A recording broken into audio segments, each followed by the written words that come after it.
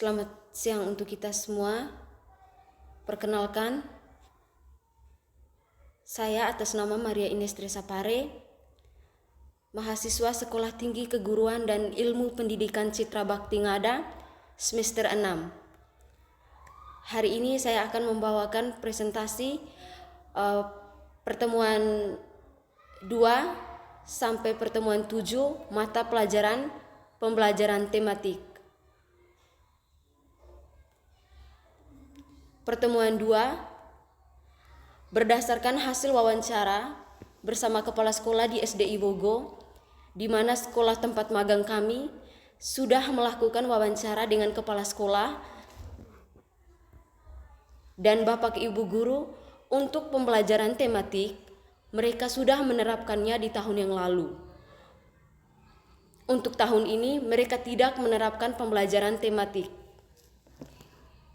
Dan kami tetap melakukan wawancara bersama dengan kepala sekolah mengenai pembelajaran IPAS karena sekolah sudah menerapkan pembelajaran IPAS.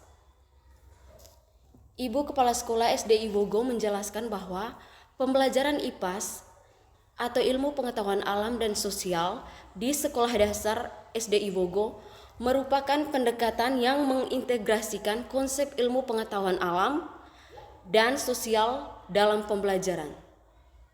Berikut adalah hasil wawancara analisis mengenai pembelajaran IPAS di SDI Bogo. Yang pertama, interdisipliner. Pendekatan IPAS mengintegrasikan konsep-konsep dari ilmu pengetahuan alam dan sosial dalam satu kurikulum. Ini membantu siswa untuk memahami bagaimana ilmu pengetahuan alam dan sosial saling terkait dalam kehidupan sehari-hari. Yang kedua, relevansi kontekstual. Pembelajaran IPAS seringkali menekankan pada penerapan konsep-konsep ilmu, pengetahuan dan sosial dalam konteks kehidupan nyata. Hal ini membantu siswa untuk melihat hubungan antara pelajaran yang mereka pelajari dengan situasi di sekitar mereka. Yang ketiga, pengembangan keterampilan berpikir kritis siswa. Melalui pembelajaran IPAS, siswa diajarkan untuk mengembangkan keterampilan berpikir kritis seperti mengamati, mengumpulkan data,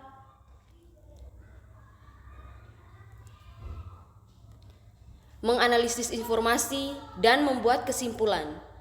Ini membantu mereka menjadi pembelajar yang lebih aktif dan kritis. Yang keempat, pengalaman belajar yang aktif. Pembelajaran IPAS sering melibatkan kegiatan praktis seperti eksperimen, kunjungan lapangan, dan proyek-proyek kolaboratif.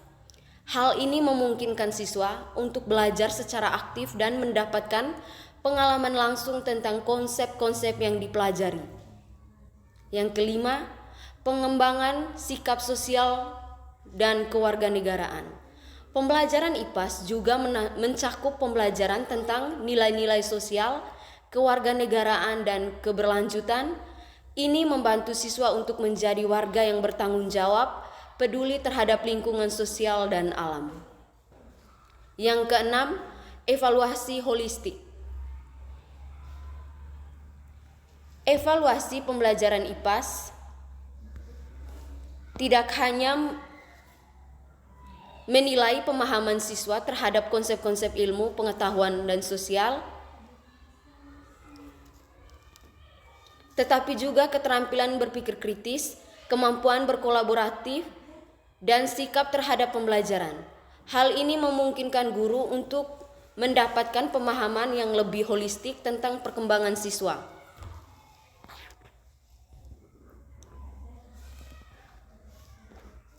Dengan mengadopsi pendekatan pembelajaran IPAS di SDI Bogo, siswa dapat mengembangkan pemahaman yang lebih mendalam tentang hubungan antara ilmu pengetahuan alam dan sosial, serta mempersiapkan untuk menjadi warga negara yang aktif dan berpikir kritis dalam masyarakat yang kompleks.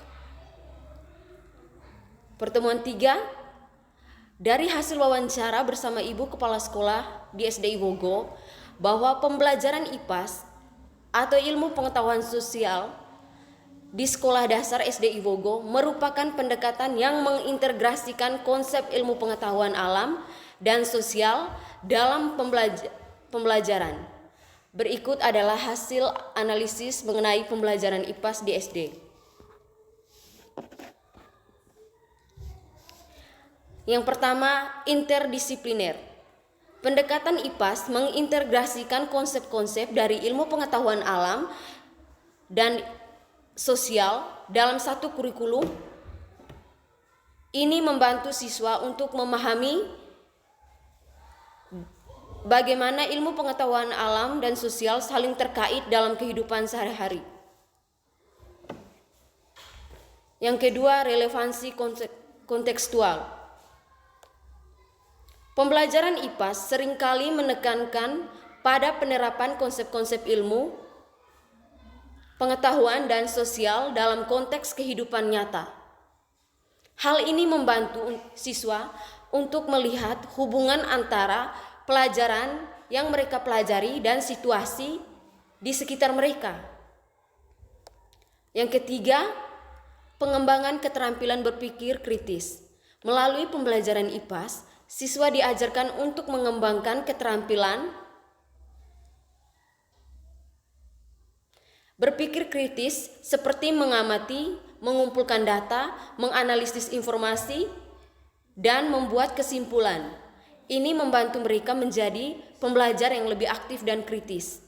Yang keempat, pengalaman belajar yang aktif. Pembelajaran IPAS seringkali melibatkan kegiatan praktis seperti eksperimen, kunjungan lapangan, atau proyek-proyek kolaboratif. Hal ini memungkinkan siswa untuk belajar secara aktif dan mendapatkan pengalaman langsung tentang konsep-konsep yang dipelajari.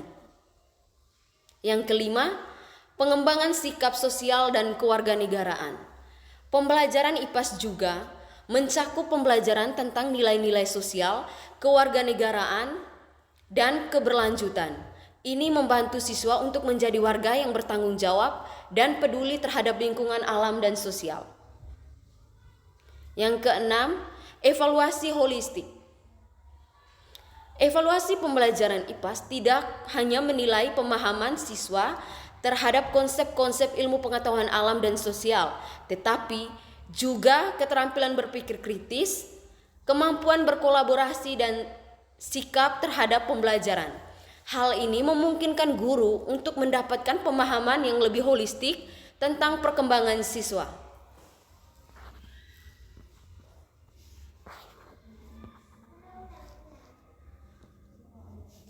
Dengan menggunakan pendekatan pembelajaran IPAS di SD Iwogo, siswa dapat mengembangkan pemahaman yang mendalam tentang hubungan antara ilmu pengetahuan alam dan sosial dalam masyarakat yang kompleks. Pembelajaran terpadu di sekolah biasanya diimplementasikan melalui pendekatan tematik, di mana guru memilih topik dan tema tertentu yang melibatkan beberapa mata pelajaran. Guru kemudian merancang rencana pembelajaran yang mengintegrasikan kurikulum dari mata pelajaran yang berbeda menggunakan metode seperti proyek kolaboratif, diskusi lintas mata pelajaran, dan penilaian terpadu untuk memastikan pemahaman yang holistik. Jika pembelajaran terpadu belum diimplementasikan, guru dapat memulainya dengan merencanakan kolaborasi antar mata pelajaran, menentukan topik atau tema yang relevan dan kurikulum, dan menggunakan pendekatan seperti proyek bersama untuk memfasilitasi integrasi antara mata pelajaran yang berbeda. Ini memungkinkan siswa untuk melihat keterkaitan antara berbagai konsep dengan konteks yang nyata. Untuk pertemuan keempat, analisis buku dan siswa ini, kami langsung berkunjung ke perpustakaan sekolah, di mana kami melakukan wawancara langsung dengan pegawai perpustakaan sekolah. Untuk jumlah buku keseluruhan ada 40. Berikut hasil analisis buku guru. Yang pertama, struktur kurikulum.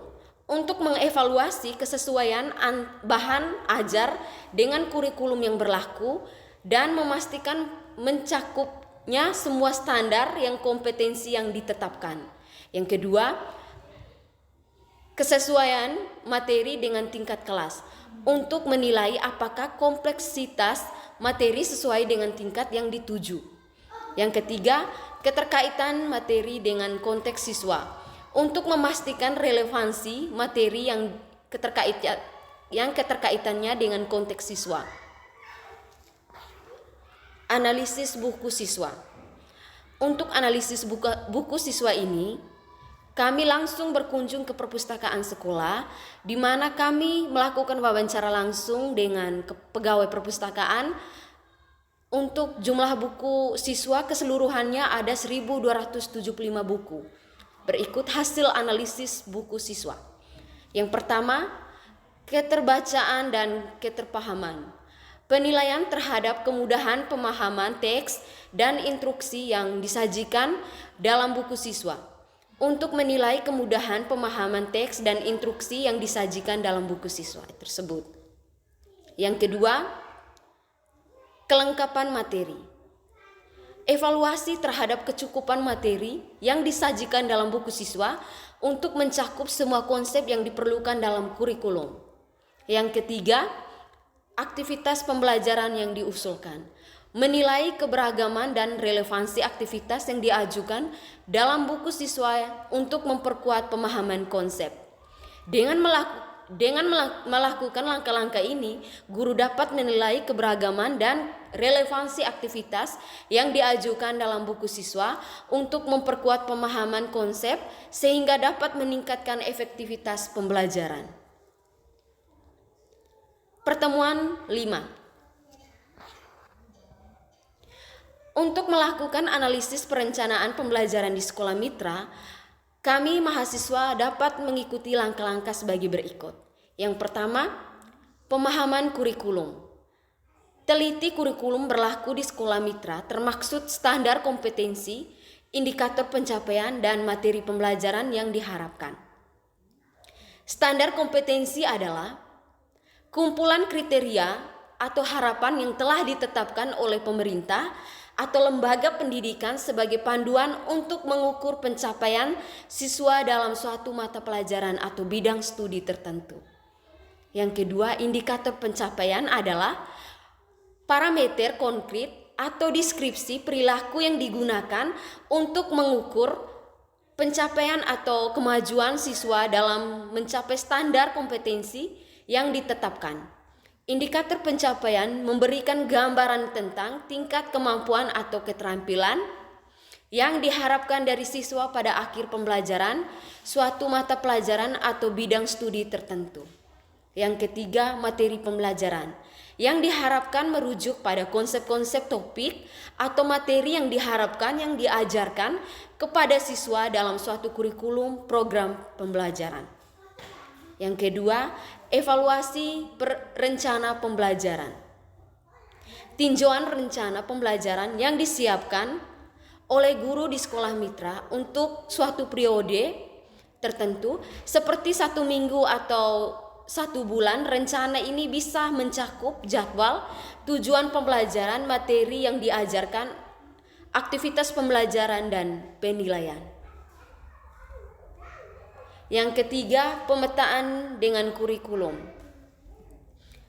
Dibandingkan rencana pembelajaran dengan kurikulum yang berlaku, dengan tujuan pastikan bahwa semua standar kompetensi dan materi pembelajaran telah mencakup dalam rencana pembelajaran. Pemetaan kurikulum sangat penting dan membangun fondasi yang kuat sistem pendidikan yang bertujuan menghasilkan lulusan yang tidak hanya mampu memenuhi standar akademis, tetapi juga siap menghadapi tantangan di masa depan. Yang keempat, analisis keterkaitan. Tinjauan keterkaitan antara aktivitas pembelajaran dalam rencana pembelajaran dengan tujuan pembelajaran dan standar kompetensi yang ditetapkan dalam kurikulum rencana pembelajaran merupakan pedoman bagi guru dan merancang proses pembelajaran di kelas. Yang kelima, evaluasi varian dan keberagaman. Amati keberagaman metode pembelajaran, strategi mengajar, dan aktivitas yang diajukan dalam rencana pembelajaran. Evaluasi apakah variasi ini mencukupi untuk memenuhi gaya belajar beragam siswa. Evaluasi varian yang beragam dalam rencana pembelajaran adalah penting untuk memastikan bahwa setiap siswa dapat belajar dengan efektif sesuai dengan gaya belajarnya masing-masing. Yang keenam, penilaian formatif dan sumatif. Tinjau apakah mereka pembelajaran mencakup penilaian formatif dan sumatif yang sesuai dengan tujuan pembelajaran dan standar kompetensi yang ditetapkan. Penilaian formatif dan sumatif merupakan dua pendekatan yang berbeda dalam mengevaluasi pembelajaran siswa. Yang ketujuh, konsultasi dengan guru pembimbing. Diskusi hasil analisis guru pembimbing di sekolah mitra dapat umpan balik saran dan mereka mengenai kelebihan dan kekurangan rencana pembelajaran. Yang mengevaluasi konsultasi dengan guru pembimbing di sekolah mitra merupakan langkah yang sangat penting dalam memperbaiki dan mengembangkan rencana pembelajaran. Pertemuan keenam, analisis penilaian pembelajaran di sekolah mitra merupakan langkah penting dalam memahami aktivitas proses pembelajaran dan mengevaluasi dilakukan di lingkungan sekolah. Berikut adalah langkah-langkah yang bisa dilakukan oleh mahasiswa dalam melakukan analisis tersebut. Yang pertama, kumpulkan data penilaian. Dimulailah dengan mengumpulkan data penilaian yang dilakukan di sekolah mitra. Ini dapat mencakup hasil ujian penilaian, proyek atau penilaian yang digunakan oleh guru di SDI Bogo. Yang kedua, analisis jenis penilaian. Identifikasi jenis penilaian digunakan di sekolah mitra, apakah lebih cenderung menggunakan penilaian yang formatif atau sumatif, atau kombinasi dari keduanya. Yang ketiga, evaluasi konsistensi dengan tujuan pembelajaran. Tinjau apakah penilaian yang digunakan sekolah mitra konsisten dengan pembelajaran yang standar kompetensi yang ditetapkan. Yang keempat, analisis efektivitas penilaian. Evaluasi seberapa efektif penilaian tersebut dalam pembelajaran. Tinjau apa penilaian memberikan gambaran yang akurat tentang kemajuan siswa. Yang keenam, analisis umpan balik. Tinjauan bagaimana guru memberikan umpan balik terhadap siswa berdasarkan hasil penilaian. Evaluasi apakah umpan balik tersebut membantu siswa untuk memahami kekuatan dan area yang perlu diperbaiki dalam pembelajaran mereka. Yang ketujuh, identifikasi tantangan dan peluang. Identifikasi tantangan dan peluang harus terkait dengan sistem penilaian yang digunakan di sekolah mitra. Tinjau apakah area perlu diperbaiki dan ditingkatkan dalam proses penilaian. Yang ketujuh, identifikasi tantangan dan peluang. Identifikasi tantangan dan peluang terkait dengan sistem penilaian digunakan di sekolah mitra. Yang kedelapan, rekomendasi perbaikan. Berdasarkan analisis yang dilakukan, ajukan rekomendasi dan perbaikan dalam atau pengembangan dalam sistem penilaian dan meningkatkan efektivitas pembelajaran di sekolah mitra. Pertemuan ketujuh. Pada pertemuan ketujuh ini, kami mahasiswa mengembangkan perencanaan dan penilaian tematik di SD, mengembangkan perencanaan dan penilaian pembelajaran tematik di Sekolah Dasar UPTD SDI Bogo. Merupakan proses yang penting mendukung pembelajaran yang terintegrasi dan holistik. Dalam konteks kurikulum di Indonesia, pembelajaran tematik sering digunakan di SD dengan mengaitkan beberapa mata pelajaran dalam suatu tema. Membantu siswa memahami keterkaitan antar pengetahuan dan kehidupan nyata. Berikut adalah langkah-langkah yang diambil oleh kami mahasiswa Maria Ines Teresa Pare dan teman saya Marcelina Yolanda Bupu dalam mengembangkan perencanaan penilaian pembelajaran tematik. Yang pertama, pemilihan tema. Tentu, pemilihan tema ini sangat penting. Pilih tema yang relevan dengan kurikulum yang menarik bagi siswa, yang dapat mengintegrasi beberapa mata pelajaran seperti matematika, IPA, bahasa Indonesia, dan IPS. Tema harus memiliki potensi untuk eksplorasi yang luas dan aplikatif, misalnya lingkungan hidup, perjalanan, dan kehidupan sehari-hari. Yang kedua, perumusan tujuan pembelajaran. Tujuan pembelajaran harus spesifik dan terukur dan relevan dengan tema yang dipilih. Hal ini mencakup kompetensi, pengetahuan, keterampilan, dan sikap yang ingin dicapai. Yang kedua, perumusan tujuan pembelajaran. Tujuan pembelajaran harus spesifik, terukur, dan relevan dengan tema yang dipilih. Hal ini mencakup pengetahuan, keterampilan, dan sikap yang ingin dicapai. Yang ketiga, desain kegiatan pembelajaran. Kegiatan yang harus dirancang untuk memfasilitasi pembelajaran lintas mata pelajaran, gunakan berbagai metode seperti ceramah, diskusi,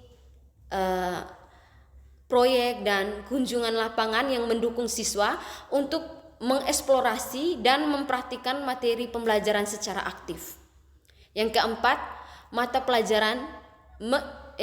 integrasi mata pelajaran. Identifikasi titik-titik integrasi antar mata pelajaran dan cara-cara mengaitkannya dengan kegiatan. Misalnya saat mengajarkan tema pasar tradisional, siswa dapat belajar matematika melalui penghitungan uang, bahasa Indonesia melalui wawancara pedagang, dan IPS melalui pengamatan dan jenis-jenis ekonomi. Yang kelima, penilaian pembelajaran. Kembangkan metode penilaian yang komprehensif. Selain penilaian akademik, mahasiswa memperhatikan juga penilaian sikap, keterampilan.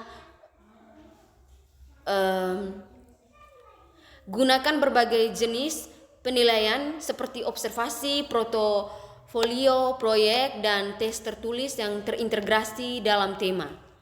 Dengan melakukan analisis ini, mahasiswa dapat memberikan kontribusi yang berharga dalam mengaitkan kualitas pembelajaran dan evaluasi di sekolah mitra, serta mengembangkan pemahaman yang lebih mendalam tentang praktik pendidikan yang efektif. Terima kasih.